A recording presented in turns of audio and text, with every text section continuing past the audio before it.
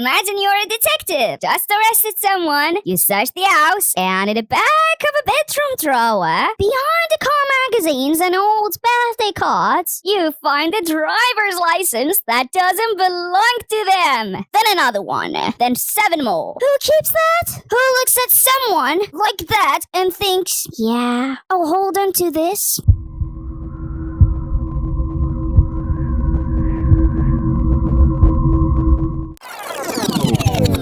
Welcome to Luske. This is Suske, and this is Master Mingo. Master, not master. So serial killers trophies. Yep, serial killers trophies, finally. You want to start with what trophy actually is? Because I think people picture something very specific. The reality is stranger than that. Right. Most people hear trophy and they picture something biological, something terrible. And sometimes it is, but profilers actually separate these two into 2 categories. A souvenir is something taken to relive the memory. Jewelry, underwear, photograph, personal items. Nostalgic in the most disturbing use of that word. And a trophy is more like A proof of a conquest. Something that says, I did this, I won. an ID card. Exactly, an ID card, a class ring, sometimes a map with ink marks on it. Okay, already I have a question about the map. We'll get there. One more thing before we dive in, okay? Not every serial killer does this, right? I mean, this isn't universal. Not at all. Disorganized offenders, impulsive killers, they typically don't collect anything. No pre-crime planning, no post-crime nostalgia. Profilers generally associate trophy keeping with organized, methodical offenders. The only ones who think in systems. Which is somehow it's more frightening. It is.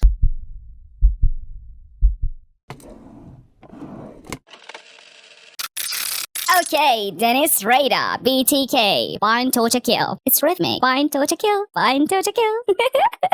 Okay, let's go. He was active in Wichita, Kansas, and killed 10 people between 1974 and 1991. And this man was a Cub Scout leader, A church council president. president of his church council, and city compliance officer. I mean, this guy who cited neighbors for not mowing the lawn. He reportedly argued with neighbors about their grass height. Yes. The man who argued about grass height was keeping what exactly under his family home? Investigators found driver's license and personal items belonging to victims, hand-drawn sketches he would made of his own crimes, and Polaroid photographs. He drew his own crimes like an artistic project. He kept what he called his archive, hidden compartments, false bottom drawers. For how long? He was active from 1974, arrested in 2005, so over 30 years. And his kids grew up in that house. Yes. And none of it was found until he accidentally cut himself. He self-submitted the evidence. The items found in his home were legally critical. Physical driver's licenses directly linked him to victims and essentially made any denial impossible. Why did he keep them though? I mean, like, what's the psychological pull? Profilers who studied Radar suggested the objects allowed him to mentally re-enter the crimes during the long period between offenses. They functioned like a psychological battery, something he could return to. He apparently described these gaps, a part of some internal cycle he called Factor X. He named it. He named and categorized everything. He taught in administrative systems. He was a compliance officer even in his own pathology. I can't. I need a minute.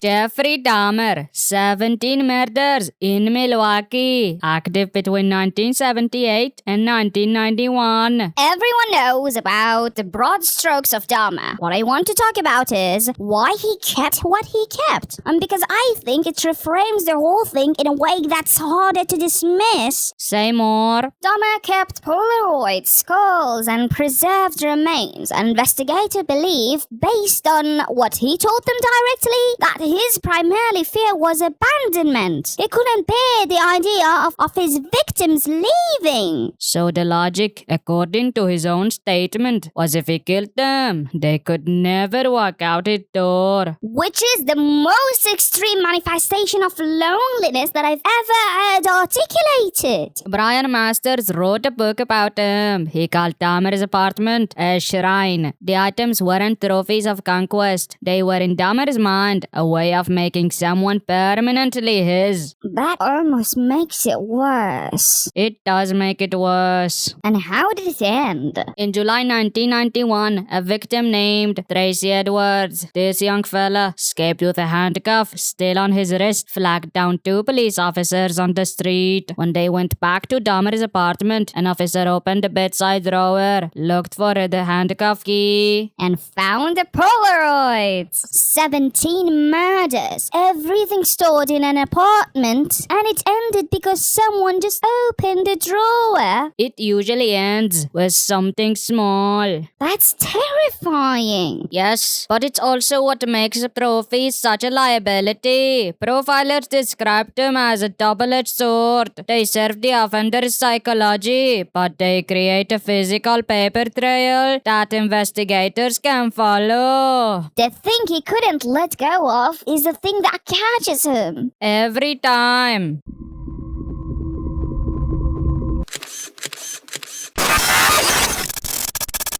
Okay, this next one. Russell Williams. Kenneth Russell Williams, decorated officer in the Royal Canadian Air Force, commander of CFB Trenton, which is Canada's busiest and most strategically vital military airbase. The man personally piloted Queen Elizabeth II. And the Prime Minister. He piloted the Queen. Yes, he did. Tell me what they found in his basement. Between 2007 and 2010, Williams committed 2 murders, 2 sexual assaults, and 82 break-in enters, in which he stole women's and girls' underwear. 82. Organized in plastic storage containers in his basement. Alongside those, thousands of Polaroids of himself wearing the stolen items inside the victims' bedrooms while they were asleep. So the victims didn't know he was there. In most cases, no. And he photographed himself in their space while they were sleeping in the bed. The digital archive was so meticulously organized, time-lapsed and cross-referenced that when the Ontario police finally arrested him, he was confronted with his own documentation during the interrogation. He cracked and pled guilty to all 88 charges in single proceeding. His own organizational system destroyed him. The investigator caught him through the tire tracks in snow near at victim's home, but the archive is what sealed everything. How does someone live that double life? He's commanding a military base, he's flying heads of state, and then... That's the question profilers keep coming back to. With Williams, experts have suggested the archive wasn't just about the objects. It was about proof. Proof to himself that this other version of him existed and had access to these private words. A phantom presence. A very organized phantom.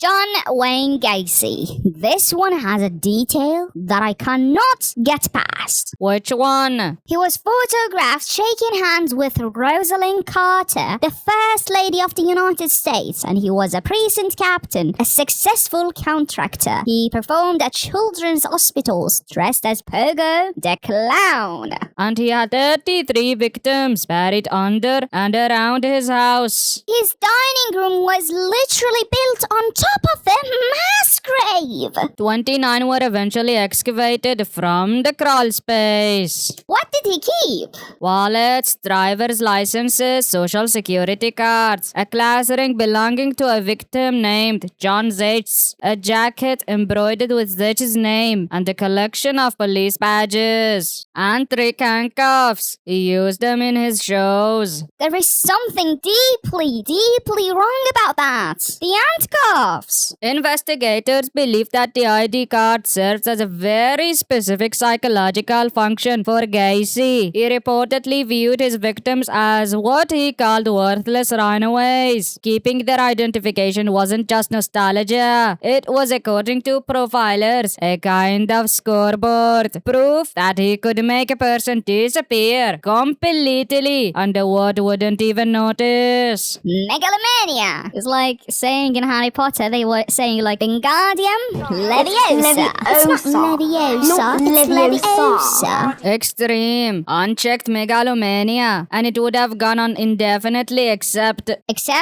December 1978, police were investigating the disappearance of 15-year-old named Robert Pist. They got a search warrant for Gacy's home. In his bathroom's trash can, a photo receipt belonging to Pist. In the bedroom, John Sheech's class ring. And that ring was the key. That ring gave investigators the probable cause for a second warrant, the warrant that let them bring in jackhammers.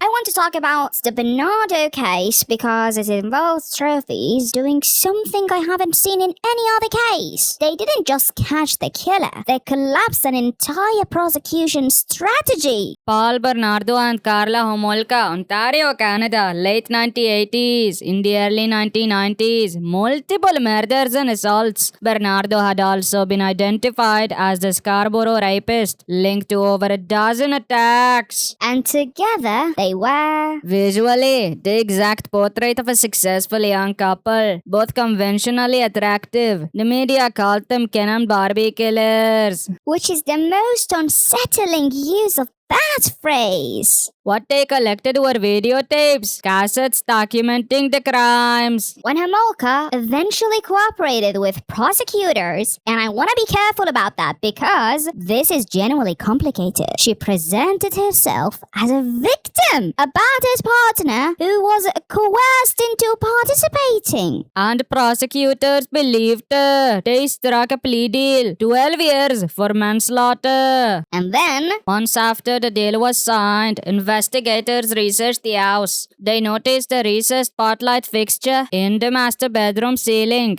Someone unscrewed it. The tapes were hidden in the ceiling. And what did they show? They showed the Crown's star witness in a very different light that Delo had assumed. Plea deal was already signed. Irreversible. The deal held. Bernardo received his life imprisonment. Homolka served her 12 years. So the trophies in this case didn't catch him. They just revealed something that couldn't be undone.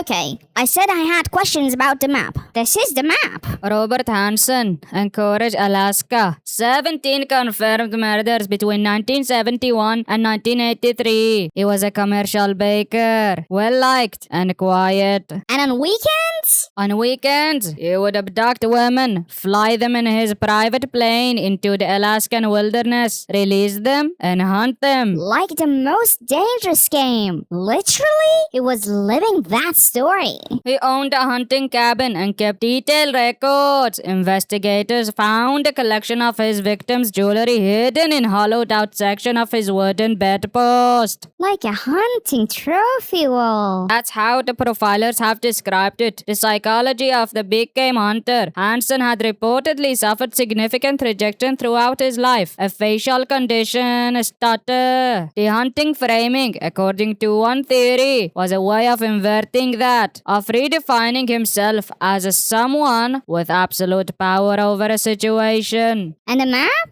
An aviation map. He would make small ink marks on it. Each mark, investigators believe, corresponding to a victim's location. His own kill log. A very literal one. And when investigators overlaid those marks onto topographical survey maps and searched these areas, they found the remains. How did they catch him? In 1983, 17 years old named Cindy Paulson managed to escape while he was loading her into his plane at local airfield. She led Alaska State Troops to find him during the search of his home. A detective noticed something irregular about the wooden joinery of his bedpost. 17 murders hidden in a bedpost. Caught because someone looked at a piece of wood and thought, that doesn't sit right. Detective talk about the thing they call the wrong detail. The texture of something that doesn't belong. A gap in the wood.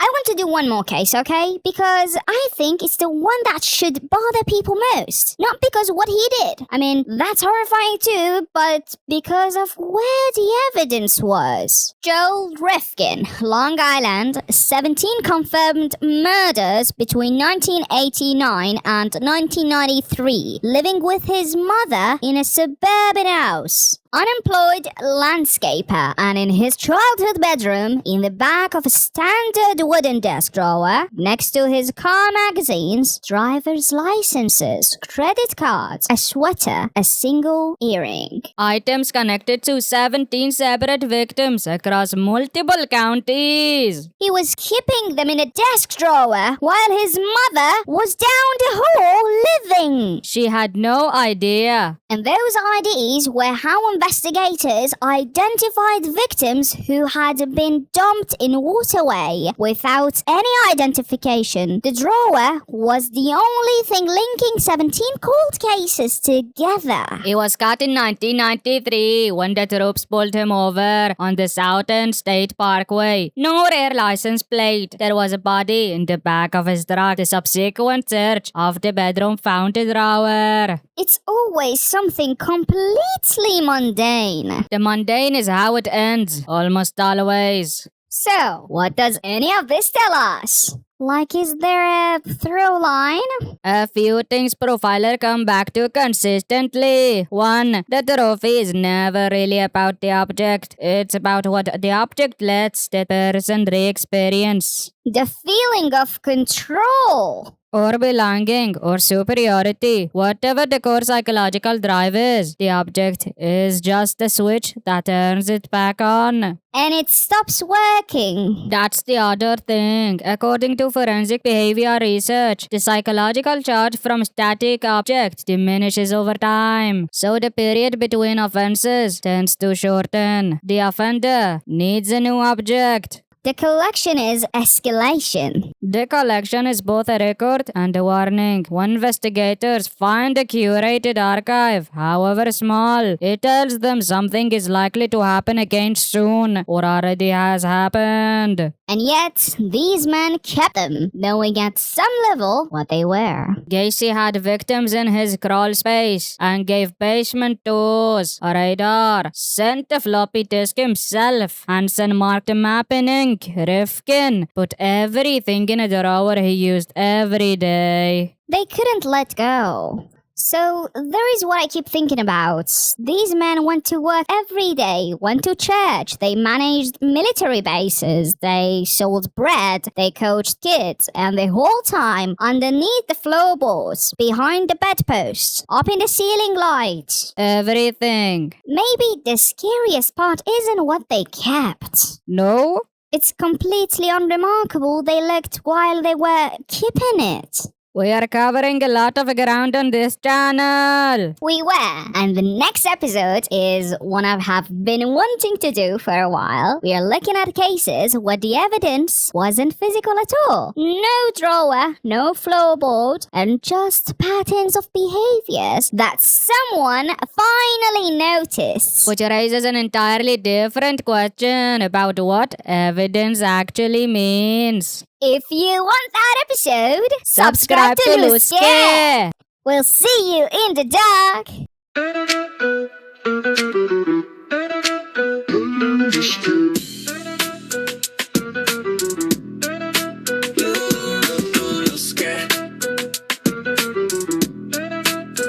This is Luske.